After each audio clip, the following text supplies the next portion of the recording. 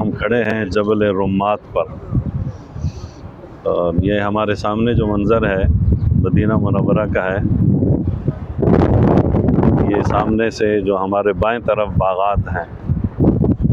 اس سے پہلے ہم مسجد الشیخین دیکھ چکے ہیں، جو حضور نبی پاک صلی اللہ علیہ وسلم کا رات کا پڑاؤ اور قیام وہی تھا۔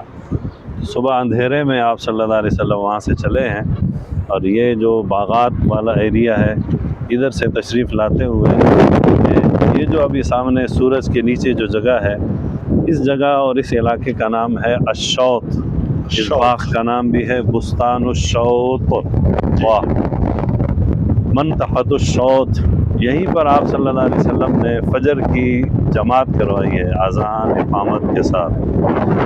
اور اسی جگہ سے مستند روایات کے مطابق منافقین جو تھے 300 کے قریب، وہ یہیں سے واپس ہو گئے۔ پھر یہیں پیچھے سے یہ وادی قنات کا پل ہے، اور اس کے نیچے آج ہماری قسمت کہ وادی قنات میں پانی بھی بہہ رہا ہے۔ تو یہیں سے پیچھے آتے ہوئے پھر آپ صلی اللہ علیہ وسلم نے یہ جبل رمات اور مقبرہ شہداء احد اور جبل احد کے بیچ میں صف بندی کی ہے۔ یہ جہاں لوگ کھڑے ہیں اس کے پیچھے والی سائڈ پر وہ جو لوگ جا رہے ہیں۔ جی جی جی جی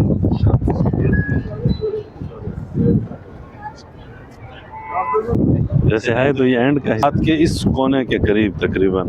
یعنی وادی قنات سے اس طرف اور جبل رمات سے اس طرف حضرت حمزہ رضی اللہ عنہ کا مقام شہادت ہے۔ اچھا، اور یہ وادی قنات کے دو رخ تھے، یعنی یہ جبل رمات کے دونوں طرف سے بہتی تھی، تو اس طرف والے پانی کی وجہ سے ان شہداء کی قبور کو نمی ہونے کا خطرہ تھا، جس کی وجہ سے ان شہداء کی قبور یہاں سے منتقل کر کے کچھ کی مقبرہ شہداء نمبر 1 میں اور کچھ کی جو پیچھے مقبرہ شہداء نمبر 2 ہے اس میں منتقل کی۔ تو حضرت حمزہ رضی اللہ عنہ، حضرت مصعب اور حضرت عبداللہ ابن جہش رضی اللہ عنہ، ان 3 مشہور صحابہ رضی اللہ عنہ کے قبور تو اس مقبرے میں ہیں، جو مقبرہ شہداء مشہور ہے۔ اور دوسرے صحابہ جو ہیں حضرت عمر بن جموح، حضرت حنظلہ رضی اللہ عنہ، حضرت عمر بن جموح کے غلام یا بھتیجے، ان کے قبور پھر دوسرے مقبرے میں ہیں، جو اس مقبرہ شہداء سے بھی اس طرح۔ جی جی جی نماز کے بعد پھر حضور صلی اللہ علیہ وسلم یہاں میدان احد میں تشریف لائے اپنے صحابہ رضی اللہ عنہ کے ساتھ۔ اور یہ جو ہمارے سامنے منظر ہے، یہ جو باغیچہ ٹائپ کا ہے، یا اس سے آگے والا جو منظر ہے، صف بندی یہی ہوئی ہے۔ مکتبہ بلدیہ احد، یہ سارا صف بندیاں ہوئی ہیں، یعنی جبل احد کی طرف مسلمانوں کی صفیں تھیں، اور جبل اس طرف جو ہے وہ کفار کی صفیں تھیں، اور مسلمانوں کی تعداد 700 تھی، اور ظاہر ہے کفار کی تعداد جو ہے وہ 3000 یا اس سے لگ بھگ تھی۔ تو جنگ کے اول مرحلے میں آپ صلی اللہ علیہ وسلم نے جو جنگی حکمت عملی اپنائی تھی وہ یہ تھی کہ آپ صلی اللہ علیہ وسلم کے دائیں طرف بھی جبل احد ہے، پیچھے کی جانب بھی جبل احد ہے، اور آپ کے بائیں جانب تھوڑا سا شگاف تھا، یہ مسجد شہداء کے بیچ اور جبل رمات کے بیچ میں یہ جگہ تھوڑی سی اوپن تھی۔ تو جس جگہ پر اب ہم کھڑے ہیں جبل رمات، اس جگہ پر آپ صلی اللہ علیہ وسلم نے 50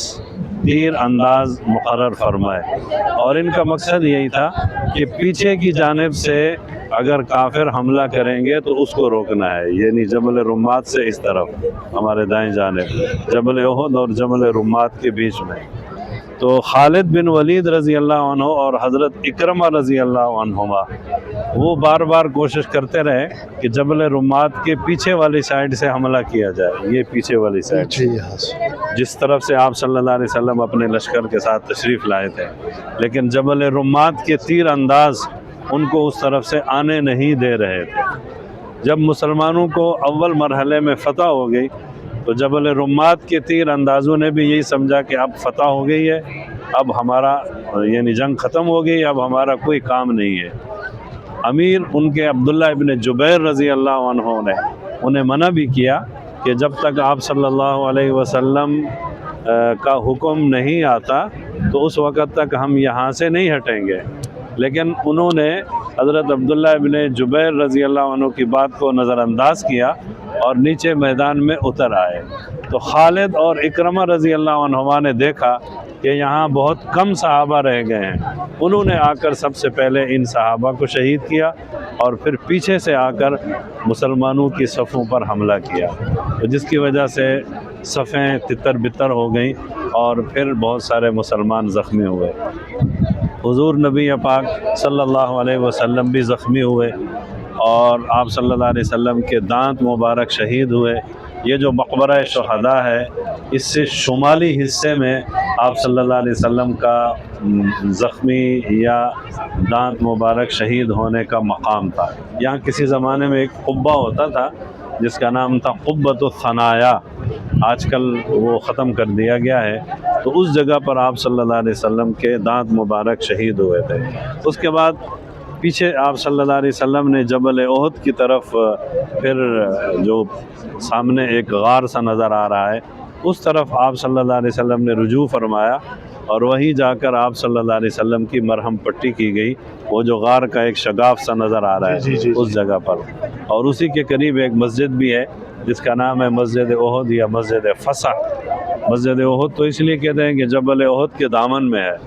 اور مسجد فسح اس لیے کہا جاتا ہے کہ بعض روایات کے مطابق جگہ تنگ ہو گئی تو آیت نازل ہوئی، یا ایھا الذین آمنوا اذا قیل لکم تفسحوا فی المجالس فافسحوا یفسح اللہ لکم۔ اس وجہ سے اس مسجد کا نام ہو گیا مسجد الفسح یا مسجد الفسیح۔ اس کے بعد آپ صلی اللہ علیہ وسلم نے قبور شہداء کی، یہاں پر جو قبور تھی، فرمایا جہاں جہاں صحابہ شہید ہوئے وہیں وہیں ان کی تدفین کی جائے۔ تو ایک ایک قبر میں دو دو تین تین صحابہ رضی اللہ عنہم کی تدفین ہوئی۔ بہرحال یہ سامنے مقبرہ شہداء ہے جس میں 3 مشہور صحابہ کی قبور ہیں اور باقی بھی صحابہ ہیں، اور دوسرا وہ جو سامنے باؤنڈری نظر آ رہی ہے وہ اس ٹینکی ہے، یہ ٹینکی کے پیچھے وہ وائٹ سی باؤنڈری ہے، اس میں دوسرے صحابہ رضی اللہ عنہم کی قبور ہیں۔ تو مسجد الفسح میں اور غار میں آرام کرنے کے بعد عصر کے قریب آپ صلی اللہ علیہ وسلم یہاں سے پھر واپس روانہ ہوئے۔ اسی دن کا واقعہ، اسی دن، اور یہاں پہ ابو سفیان سے مکالمہ بھی وہیں ہوا، وہ غار کے قریب۔ وہ پھر جنگی بہت ساری باتیں ہیں۔ آپ صلی اللہ علیہ وسلم اسی چٹان پر چڑھنے لگے تھے تو زرہ چونکہ ڈبل پہنی ہوئی تھی اس کے بوجھ سے چڑھ نہیں سکے، تو طلحہ رضی اللہ عنہ کو نیچے بٹھایا، پھر ان کے اوپر پاؤں رکھا، پھر آپ صلی اللہ علیہ وسلم چٹان پر چڑھے، پہاڑ پر چڑھے، تو فرمایا طلحہ پر جنت واجب ہو گئی۔ تو یہ وہ سارا پھر اسی جگہ کا ہوا۔ اور آپ صلی اللہ علیہ وسلم حضرت سعد رضی اللہ عنہ کو بھی اسی میدان میں تیر پکڑاتے تھے اور فرماتے تھے ارم یا سعد فداک ابی، وہ بھی اسی جگہ کا واقعہ ہے۔